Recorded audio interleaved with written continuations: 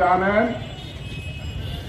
এই 7 মাস ধরে গাজায় গণহত্যা বন্ধ, যুদ্ধবিরতি কার্যকর করার দাবিতে ঠাকুরগাঁয়ে ছাত্র জনতা সংহতি সমাবেশ অনুষ্ঠিত হয়েছে। বৃহস্পতিবার দুপুরে ফিলিস্তিন সংহতি মঞ্চ ঠাকুরগাঁও জেলা শাখার উদ্যোগে সমাবেশ অনুষ্ঠিত হয়। এ সময় শিক্ষার্থী, অভিভাবক, শিক্ষক সহ অংশ নেয় সাধারণ মানুষ।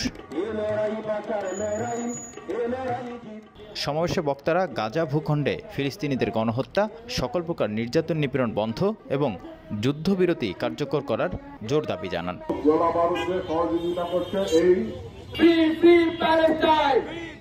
সমাবেশে সংগঠনটির আহ্বায়ক সেতেরা বেগম, সদস্য সচিব মাহবুব আলম রুবেল, সিপিপি জেলা কমিটির সাধারণ সম্পাদক অ্যাডভোকেট আবু সায়েম, প্রেস ক্লাবের সভাপতি মনসুর আলী, লেখক আজমত রানা সহ উপস্থিত ছিলেন আরও অনেকে।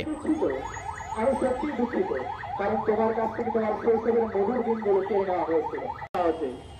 আমি ঘুম থেকে উঠি, যখন আমার মা আমাকে ঠিক একই সময় তুমি আপেল পক্ষ হাসিছো সময়, কিন্তু আমি তোমাকে কথা দিচ্ছি, আমি তোমাকে কথা